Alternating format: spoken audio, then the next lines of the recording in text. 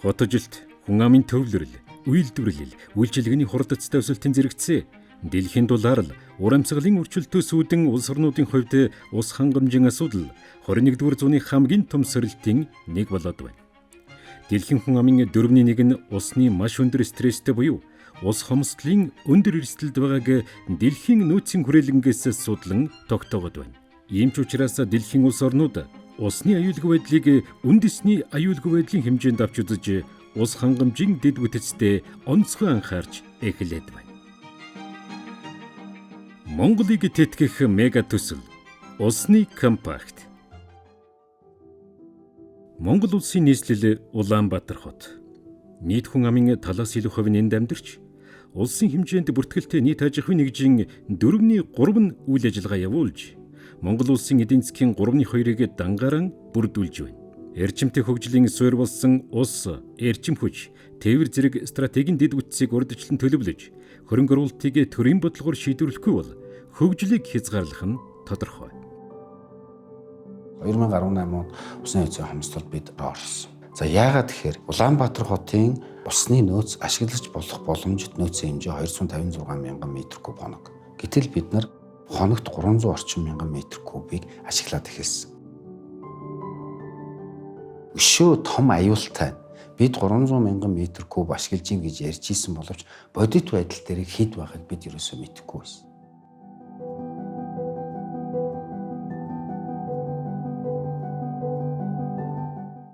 Нийслэл хотод жилдээ ойролцоогоор 100 сая шометр орчим усыг туулгалын дэд их үүсвэрээс олборлон хэрэглэж байна. Орон сууцны төслүүд, дэд бүтцийн бүтээн байгуулалтууд идэвхжиж, усны эрэлт жилээс жилд нэмэгдсээр байна. 2000-ад оноос хурдтай ус нэмэгдэж байгаа хэрэглээг хангах, өргөжин тэлж байгаа хотын эдийн засгийг дэмжих ус хангамжийн асуудал шийдэл нэхэж эхэллээ. Эдийн засгийн хөгжил бага, дунд хөгжилтэй, өсрөнгөө хөгжилтэй гэх юм уу 3 хувилбараар тооцоод үзэх юм бол дундаж хувилбараар нь 2030 он гэхэд л одоо байгаа нөөцөөрөө хангаж чадхаа байх нэ гэсэн дүгнэлт гарч байна. Усны хомсдол үүсгэхээс өртөн Монгол улсын засгийн газар, Америк нэгдсэн улсын мянганы сорилтын корпорацтай хамтран усны салбарын хамгийн том хөрөнгө оруулалтын нэг болох усны компакт хөтөлбөрийг хэрэгжүүлэхээр шийдвэрлсэн нь стратегийн томоохон шийдэл болсон юм. Монгол улсын үндсэн хуулийн 14 дугаар зүйлд хүн амьд явах хэрэгтэй, эрүүл аюулгүй орчинд амьдрах, орчны бохирдол, байгалийн тэнцэл алдагдахаас хамгаалах хэрэгтэй болохыг тунхагласан. Энэ чухал эрхийг хангах нэг чухал асуудал бол ус билээ. Ард иргэдийн эрүүл чирийг аз жаргалтай чинээлэг амьдрах, улс хөрөн хөгжим цэцэглэх, сууршил, иргэншил хөгжийн маш том үндэс бол усны асуудал юм а. 2018 оны 9-р сар Монгол улсын ерөнхий сайд Ухнагийн хөрөлсөв Америк нэгдсэн улсын төрийн нарийн бичгийн дарга Майкл Помпео нараа Вашингтон хотноо мянганы сорилтын 2-р компакт гэрээг баталгаажуулах тунхаг бичигт гарын үсэг зурж 2019 оны 1-р сарын 31-ний өдөр Монгол улсын их хурл тус гэрээг сойрхон баталж усны компакт хөтөлбөрийн эх тавигдсан түүхтэй. Мянганы сорилтын компакт гэрээг Монгол улсын засгийн газрын өргөн мэдүүлснээр сойрхон баталцгаа. 5 жилийн хугацаатай компакт хөтөлбөрийн нийт санхүүжилт болох 462 сая Америк долларын 350 саяыг Америкийн мянганы сорилтын корпорацийн буцалтгүй тусламжаар 112 сая $, Монгол улсын засгийн газрын хөрөнгө оруулалтаар шийдвэрлсэн юм. Усны компакт гэрээгээр хэрэгжсэн бүтээн байгуулалтын 2 төслийн хүрээнд дэвшилт технологи бүхий ус гүн цэвэршүүлэх үйлдвэр болон хаягдл ус дахин боловсруулах томоохон үйлдвэрийг Монгол улсад анх удаа байгуулсан. Үүний зэрэгцээ компактын хөрөнгө оруулалтын үр өгөөжийг урт хугацаанд тогтвортой хадгалахад чиглэсэн салбарын бодлого зохицуулалт, чадварыг бэхжүүлэх зөөлөн дэд бүтцийн нэг төслийг хэрэгжүүлээд байна. Ус хангамжийн баруун их үүсвэрийг шинээр байгуулах төсөл. Шинэ их үүсвэрийг туулгалын баруун доод хэсэгт орших биокомбинат, шувуу фабрикийн орчмын усны ордуудыг түшиглэн байгуулж, гүний 30 худаг болон ус гүн цэвэршүүлэх үйлдвэрийг байгуулснаа зэрэгцээ, олборлсон усыг үйлдвэртээ дамжуулах, цэвэршүүлсэн усыг үйлдвэрээс төвийн шугамд нийлүүлэх нийт 55 км шугам хоолойг суйрлуулах бүтээн байгуулалтыг бүрэн дуусгаад байна. Ус хангамжийн баруун их үүсвэрийг шинээр байгуулах төслийн хүрээнд бол За бүр нэлээд хэдэн жилийн өмнөөс бол манай эрдэмтэн судлаачдын судлан тогтоочсон байсан биокомбинат шувуу фабрикийн баялаг газрын доорх усны ордыг түшиглэн шинэ их үүсвэр байгуулж энэ их үүсвэрээс олборлсон усаа Монгол улсад анх удаа нэвтэрч буй шинэ технологитой ус гүн цэвэршүүлэх үйлдвэрээр дамжуулан стартын хэм хэмжээнд бүрэн цэвэршүүлээд Улаанбаатар хотын хэрэглээд нийлүүлэх гэж байна. За энэ төсөл хэрэгжснээр ямар ач холбогдолтой вэ гэвэл мэдээж Улаанбаатар хотын усны нийлүүлэлт бол эрс нэмэгдэж байгаа. За энэ Улаанбаатар хотын усны нийлүүлэлт нэмэгдэж байна гэдэг бол зөвхөн хүн ардын унд ахуй хэрэглэнээс гадна үйлдвэр аж ахуй нэгж бизнесүүд манай бизнесийн байгууллага хувийн хвшлийнхэн усны нөөцийн хомсдол, ус хангамжийн үйлчилгээгээр хүрэлцээгүй болчих болов гэсэн энэ айдсаас ангижирч энэ усны хүлээс усны ямар нэгэн хомсдолгүйгээр эдийн засгийн үйл ажиллагаа, бизнесийн үйл ажиллагаагаа өргөжүүлэн тэлэх тэр хэрээр баялаг нэмж бүтээх энэ боломж болцоо нь нэгдэж байна гэсэн.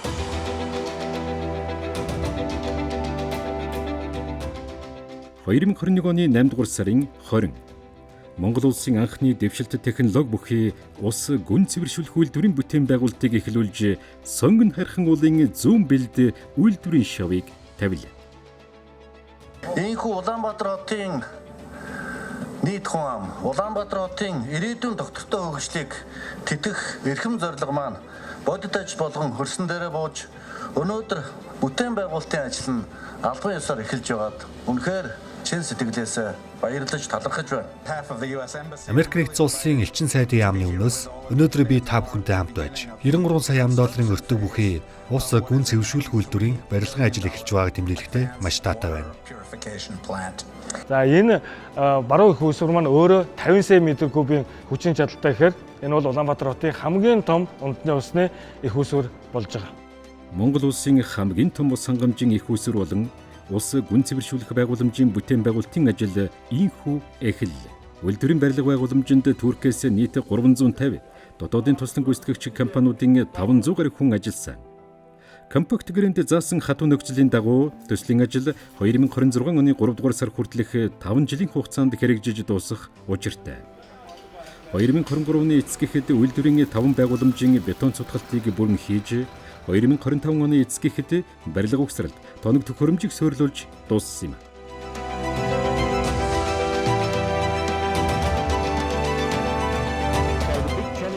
Энд нэг том сорилт байсан нь хоёр төслийг нэгэн зэрэг бэлэн болгох.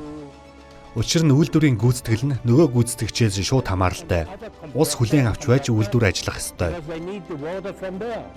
Компактын бүтээн байгуулалтын хүрээнд Монгол улсад анх удаа микротуннелинг буюу газар доогуур сүвлэгний аргаар туулгол, автозам болон төмөр зам доогуур 1711 м сүвлэгийг хийж гүний хотгуудад анх удаа шилэн бөмбөлгөн шүүлтүүрүүдийг ашиглана. Төслийн бүтээн байгуулалтын ажил эд өрнөж байх үед Монгол улсын ерөнхийлөгч Ухнагийн хүрэлцэх мянганы сорилтын 2 дугаар компакт гэрээний хэрэгжилт тулгамдж байгаа асуудлуудтай танилцж ус гүн цэвэршүүлэх үйлдвэрийн барилгын талбайд ажиллалаа. Энэ нь эхлүүлсэн төслөө амжилттай хэрэгжүүлэхэд төрийн тэргүүний зүгээс үзүүлж буй тууштай дэмжлэгийн илэрхийлэл байсан юм. Усны компакт хөтөлбөрийг товлсон хугацаа батлагдсан төсөвт нь багтаан 2026 онд хэрэгжүүлж дуусгах гэж байна. Компактын хэрэгжилтэд тууштай дэмжлэг үзүүлж байгаа Монгол улсын засгийн газар, Монгол улсын ерөнхийлөгч хүрэлц өгөхөд талархаж байна. Энэхүү бүтээн байгуулалт нь Монгол улсын урт болон дунд хугацааны хөгжлийн төлөвлөгөө, нийслэлийг 2030 он хүртэл хөгжүүлэх ерөнхий төлөвлөгөөтэй нягт уялдсан бөгөөд нийслэл хот баруун зүгтд хэлэх нөхцөлийг бүрдүүлж байгаа юм. Хаягдл ус дахин боловсруулах төсөл. Мянганы сорилтын компакт гэрээний хүрээнд байгуулж буй 2 дахь томоохон бүтээн байгуулалт бол Монгол улсад анх удаа хаягдл усыг дахин боловсруулж үйлдвэрлэлийн хэрэглээнд тодорхойлбол эрчим хүчний үйлдвэрлэлд нэвтрүүлэх хаягдл ус дахин боловсруулах үйлдвэр шугам хоолон ажил юм. Улаанбаатар хот жилдээ 65-аас 70 сая шм ус хэрэглэдэг бөгөөд 15-аас 20 сая шм усыг үйлдвэрлэлийн зорилтоор ашигладаг. Үйлдвэрлэлийн хэрэглээний ихэнх хувийг эрчим хүчний салбарт ашигладаг. Энэхүү нийт усны хэрэглээний 90 гаруй хувийг газрын гүний усаар хангадаг нь урт хугацаанд олон талын эрсдэл дагуулж байгаа юм. Ялангуяа Улаанбаатар хотод байрлаж байгаа дулааны цахилгаан станцууд дотроос дулааны 3-4 дэх цахилгаан станц эрчим хүчний үйлдвэрлэлд бол жилдээ ойролцоогоор 18 сая куб метр хүртэл хоногт нэг 50,000 орчим метр куб хүртэл ийм усыг ерөнхийдөө газрын гүнээс авч ашиглаж байдаг. Энэ үйлдвэрт боловсруулсан дахин ашиглах цэвэрлсэн усыг дулааны 3-4-р цахилгаан станцууд, хөргөлт, угаалга, үнс зайлуулах зэрэг технологийн хэрэглээнд ашиглана.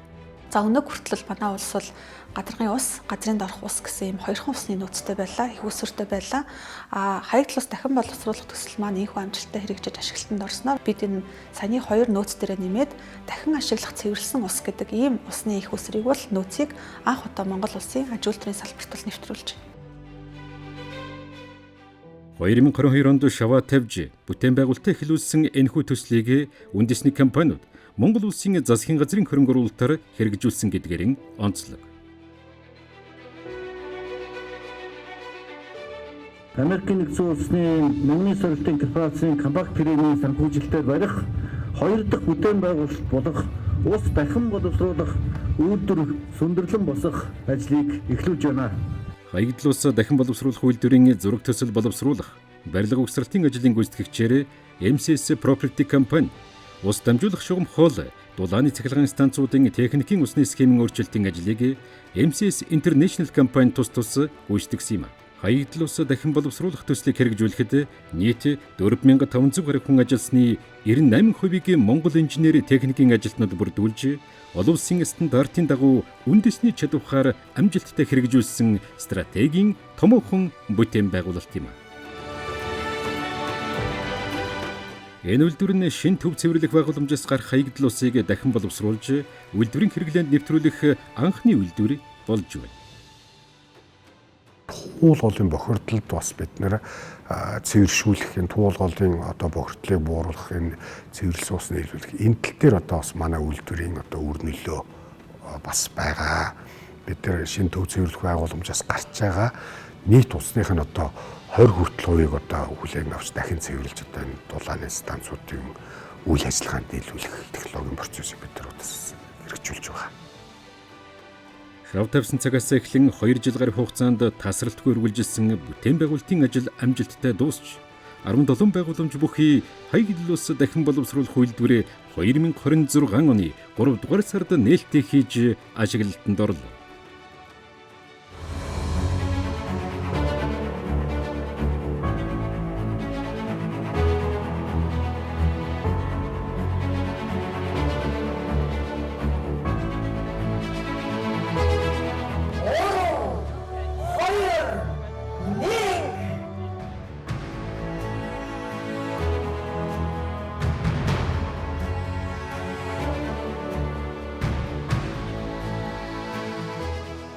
Чанган эрдэнэ усыг цэвэршүүлэх, өсөн нэмэгдэж буй үйлдвэрлэлийн хэрэгцээг хангах, цэвэр усыг хэмнэх эрхэм үүсэд хүчин зүтгэсэн нийт инженер техникийн ажилтан, албан хаагчид болон түнш байгууллагууд Америк амт нөхдөд Монголынхаа нийт ард түмний өмнөөс чин сэтгэлийн баяр хүргэж байна. Та бүхэндээ баярлалаа. Сайхан байна. Сайхан дүүхийг хамтдаа бүтээлээ. Өнөөдрийг хүртэл Улаанбаатар хот, Улааны 3, 4-р цахилгаан станц зэрэг томоохон үйлдвэрийн хэрэглээнд их хэмжээний гүний цэвэр усыг ашиглаж байв. Энэ нь дахин нөхөгдөхгүй нөөц бөгөөд мэргэжилтнүүдийн тооцоолсноор 30 жилийн дараа Улаанбаатар хот түүний 1.6 сая оршин суугч цэвэр усаар ачаглах, улмаар бүхэл бүтэн хотын хэмжээнд усны хомсдол үүсэх эрсдэлтэй байв. Харин одоо энэхүү шинэ орчин үеийн байгууламжийн ачаар станцуудын гүний усны хэрэглээг 80 хүртэл хувиар бууруулж, ирээдүйн хойж үеийнхнээ ундны цэвэр усаар хангах боломжийг бүрдүүлж байна.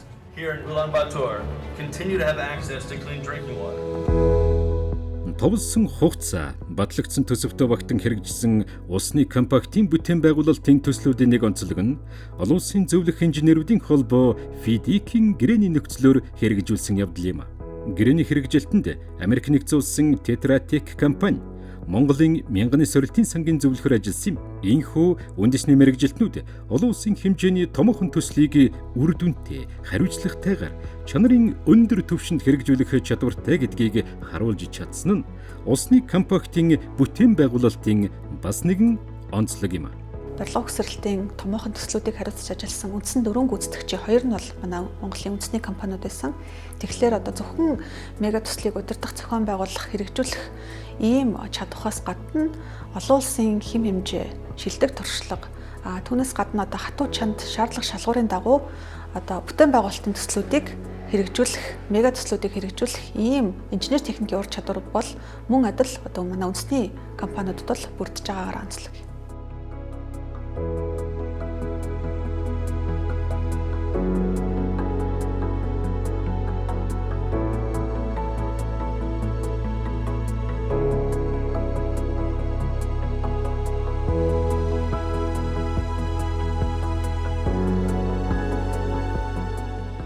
Усны салбарын тогтвортой байдлыг хангах төсөл. Усны салбарт оруулж буй энэхүү түүхэн хөрөнгө оруулалтын өргөөжийг тогтвортой хадгалах хамгийн чухал хүчин зүйл бол салбарын бодлого зохицуулалт оновчтой, санхүүгийн тогтолцоо эрүүл, хүний нөөцийн чадвах бэхжсэн байх явдал юм. Чухам энэ зорилгын хүрээнд усны компактын 3 дахь буюу усны салбарын тогтвортой байдлыг хангах төсөл хэрэгжсэн юм. Төслийн хүрээнд ус ашиглалтын байгууллагуудын хүний нөөц, лаборатори, хөрөнгийн удирдлагын чадвах, хүчин чадлыг бэхжүүлэх, тариф, санхүүгийн бодлого зохицуулалтыг шинэ шатанд гаргах, олон нийтийн мэдлэг, ойлголт, хэвшил, хандлагыг өөрчлөх зэрэг олон талт арга хэмжээг цогц байдлаар хэрэгжүүллээ. За усны салбарт тулгамдж байгаа олон асуудлыг бодлогын зоримог шийдэл, системийн шинжтэй реформоор зайлшгүй шийдвэрлэх шаардлагатайг тодорхойлж, усны салбарын тогтвортой байдлыг хангах төслийг стратегийн 5 үндсэн чиглэлд хуваан амжилттай хэрэгжүүлж дуслаа. Компактаар бүтээн байгуулж өгсөн дэвшилтэй технологи бүхий үйлдвэрүүдийг аваад явах ус сувгийн удирдах газар маань олон улсын ISO стандартад нийцсэн хөрөнгөний удирдлагатай болж ус сувгийн хүний нөөц бүс нутгийн хэмжээнд ментор болох хэмжээнд хүртэл өсөхт нь дэмжлэг үзүүлж хамтарч ажиллалаа. Усны нөөцийн удирдлага, лабораторийн хяналт, хэрэглэгчийн үйлчилгээг иж бүрэн цахимжуулж өгөгдөлд суурилсан дижитал засаглалыг Монгол улсад бодитоор нэвтрүүллээ. Нийслэлийн иргэдийн ялангуяа гэр хорооллын 180 ус түгээх байрыг бүрэн автоматжуулан усны хүртээмжийг сайжрууллаа. За түүнчлэн салбар өртгөө нөхсөн байхын зэрэгцээ усны үн тариф хамгийн бага орлоготой эмзэг бүлгийн иргэдэд хүртэл ямар нөлөө үзүүлж байгааг анх удаа олон улсын аргачлалаар хэмжиж усны нийгмийн бодлогыг салбарын оролцогч талуудтай хамтран боловсруулж хэрэгжүүлэх суурийг тавилаа. Үйлдвэрийн бохирдлыг их усүр дээр нь хянах, лабораторийн иж бүрэн хяналтын системийг бий болгож, лагийн урт хугацааны менежментийн төлөвлөгөөг боловсруулж, бодлогын болон технологийн шийдлийг нь боловсруулж ингэж хүлээлгэж өглөө. За мөн усны үн цэн үйлчилгээний бодит өртгийг олон нийтэд ойлгуулан таниулах цогц системтэй ажлуудыг үе шаттайгаар хийж хэрэгжүүллээ.